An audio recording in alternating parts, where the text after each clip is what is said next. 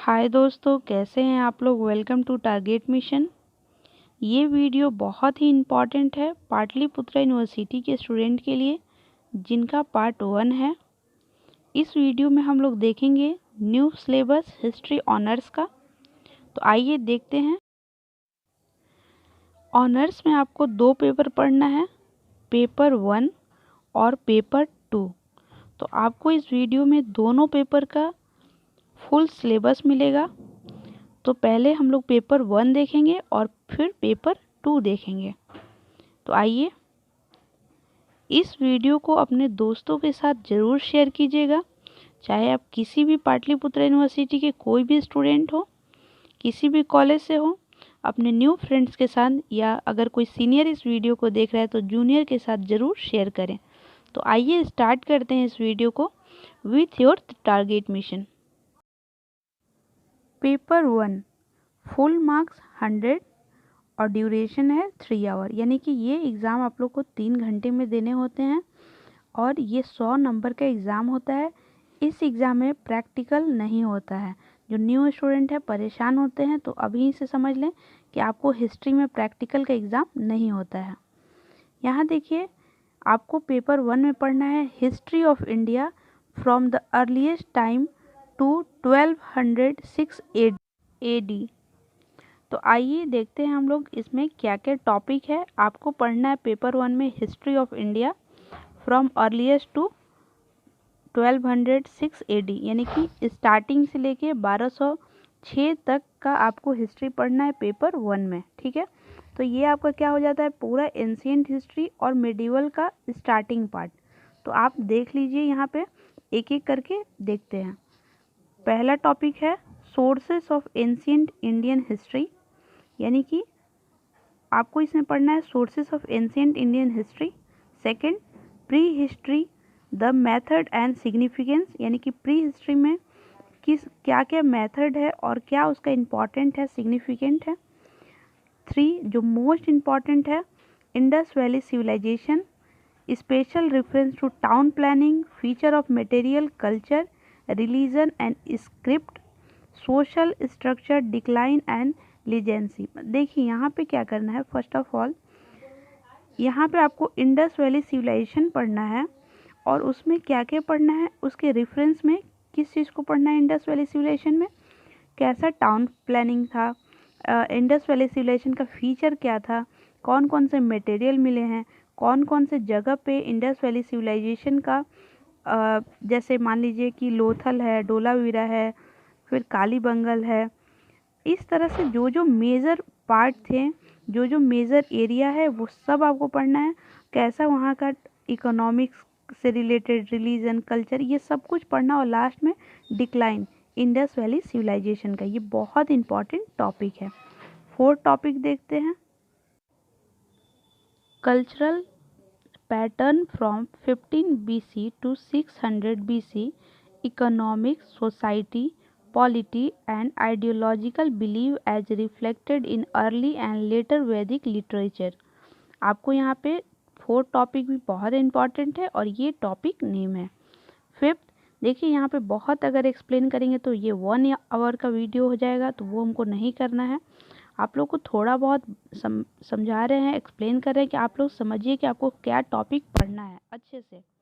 और दूसरी बात, एग्ज़ाम से पहले आपको इम्पॉर्टेंट क्वेश्चन जो 100% आपके एग्ज़ाम में हेल्पफुल होगा, बिलीव रखें और इस चैनल के साथ आप लोग बने रहें। यहाँ पे 5th टॉपिक देखिए, न्यू रिलीजियस मूवमेंट, यानी कि क्या न्यू रिलीजियस मूवमेंट था, material and ideological background, Mahavir, Jain religion and philosophy, Gautam Buddha, Buddhist religion and philosophy. देखिए यहाँ पे न्यू रिलीजन मूवमेंट क्यों बोला गया। आप अगर हिस्ट्री फर्स्ट टाइम पढ़ रहे हैं तो आप पढ़िएगा कि कैसे वैदिक एज में बहुत सारा रिचुअल था, बहुत ही ज़्यादा रिजिड हो गया था। इस तरह से आप जब पढ़िएगा तो बहुत अच्छे से आपको समझ में आएगा। और उस टाइम बहुत सारे जो लोकल लोग थे, मतलब जो ऐसे जो पीपल थे जो ज़्यादा पढ़े लिखे नहीं थे, उनको वेद का ज्ञान नहीं था, उन लोगों के लिए बहुत ही प्रॉब्लम होता था। या जैसे वैश्य है, तो इस तरह से उस टाइम का ऐसा टाइम था कि वहाँ पे फिर न्यू उभर के लोग आए और बहुत सारे लोग थे जिनमें गौतम बुद्ध और महावीर भी थे। तो ये बहुत इंपॉर्टेंट टॉपिक है और अभी से ही लिख लीजिए कि आपके एग्ज़ाम में ज़रूर ही आएगा। तो ये टॉपिक बहुत इंपॉर्टेंट था, इसलिए इसको बहुत अच्छे से समझाया गया। फिर आइए देखते हैं नेक्स्ट, मौर्य डायनेस्टी यानी कि age of Mauryas administrative organisation, society, economics, religion and art, Ashoka concept of dhamma, decline of Maurya empire.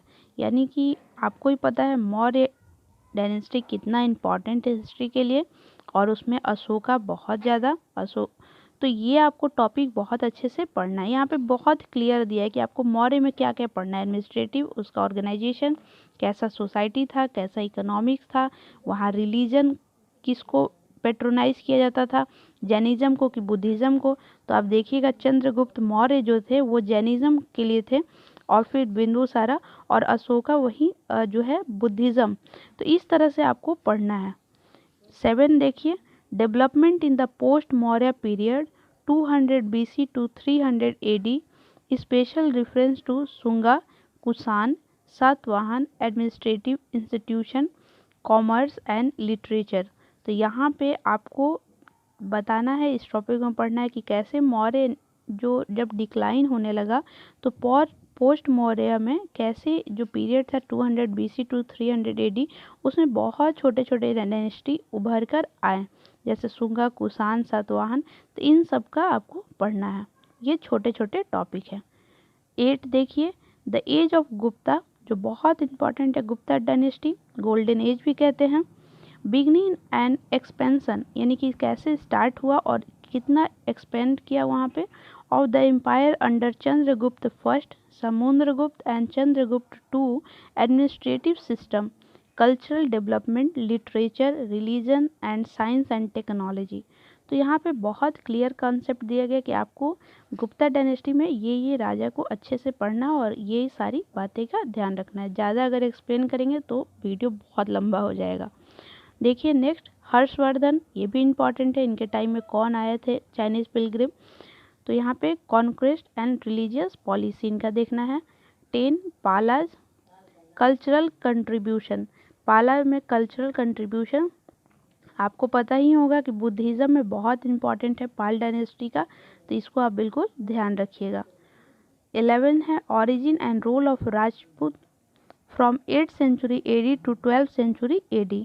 तो कैसे ओरिजिन हुआ राजपूत का 8th सेंचुरी में और कैसे 12th सेंचुरी के बारे में आपको बताना है। यहाँ पे आप ध्यान अगर थोड़ा सा भी पढ़े होंगे हिस्ट्री तो आपको पता है कि अब इन्वेजन स्टार्ट हो जाएगा, अब मेडिवल हिस्ट्री स्टार्ट है। तो यहाँ तक आपको बहुत अच्छे से ध्यान से देखिए। और आइए अब देखते हैं नेक्स्ट 13 टॉपिक है, advent of the Arab political and cultural impact. Already आपको बताएं कि आप ये जो टाइम है 12th सेंचुरी, उस टाइम अरब का इन्वेजन होता है और क्या पॉलिटिकल और कल्चरल चेंज पड़ता है, क्या इम्पैक्ट पड़ता है इंडिया पे, आपको ये चीज़ बताना है। 14 और लास्ट है, एडवेंट ऑफ द तुर्क, गजनीवाद एंड गौरी। तो आपको पता है गजनी, मोहम्मद गौरी, इस तरह से आपको अब पढ़ना है। तो ये लास्ट टॉपिक है पेपर 1 का, आपको स्टार्टिंग से लेके गौरी तक पढ़ना है और आपको एग्ज़ाम से पहले इम्पॉर्टेंट क्वेश्चन मिल जाएगा जिससे आप बहुत अच्छे से एग्ज़ाम में लिख सकते हैं। परेशान नहीं होना। 15 से 16 सवाल दिए जाते हैं एग्ज़ाम से पहले और 100% आपके लिए हेल्पफुल होगा।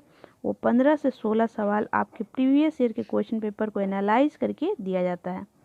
आई होप पेपर 1 आपको बहुत अच्छे से क्लियर समझ में आ गया होगा और आपसे इतना ही रिक्वेस्ट है कि अपने दोस्तों को या अपने कॉलेज में स्टूडेंट को ज़रूर शेयर कीजिएगा इस वीडियो को, ताकि वो भी अच्छे से समझ सके कि उनका सिलेबस ही क्या है, क्योंकि बहुत सारे स्टूडेंट को समझ में नहीं आता है कि एक्चुअली सिलेबस है क्या। ठीक है, और आप लोग बताइएगा कमेंट सेक्शन में, तो बुक लिस्ट भी एक वीडियो में जारी किया जाएगा। आइए देखते हैं पेपर 2। यहाँ पे ज़्यादा एक्सप्लेन नहीं किया जाएगा, थोड़ा थोड़ा बताया जाएगा क्योंकि वीडियो बहुत लंबा हो रहा है। देखते हैं पेपर 2 में। Paper 2 full marks 100, duration 3 hour. तो ये भी 3 घंटे का पेपर है, 100 नंबर का है, यानी कि इस सब्जेक्ट में भी आपको प्रैक्टिकल नहीं है, यानी कि पेपर 2 भी प्रैक्टिकल नहीं होगा, आपको 100 नंबर का पेपर ही देना है।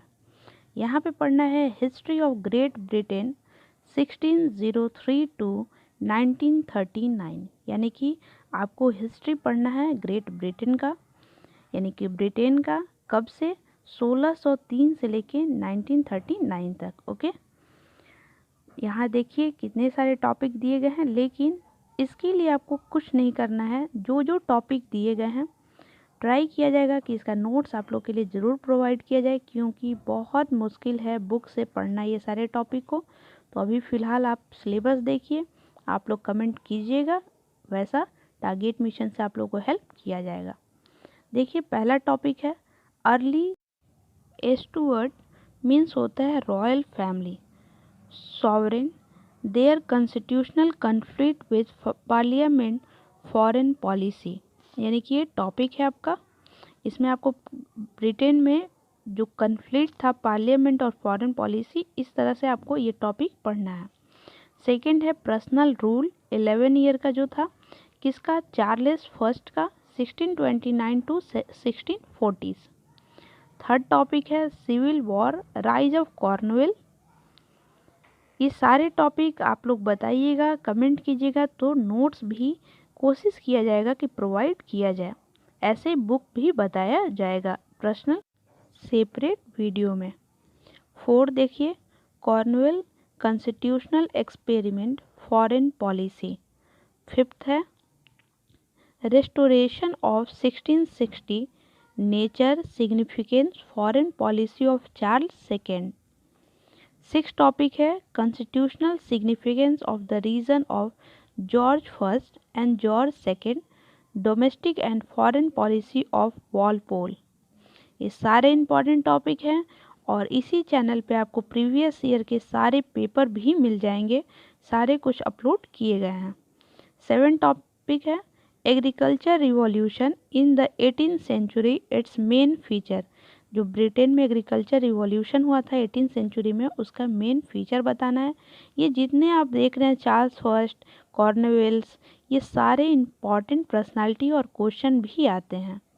यहाँ देखिए 8 the industrial revolution causes and impact, ये इस बार का भी पेपर था, ये क्वेश्चन पूछा गया है और इम्पॉर्टेंट क्वेश्चन में भी ये टारगेट मिशन के द्वारा बताया गया था।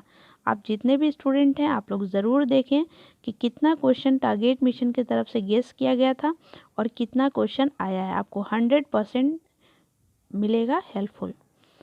8 यहाँ पे देखिए 9 George third attempt for the revival of royal family power and its failure, achievement of Pitt the Younger, domestic and foreign affair.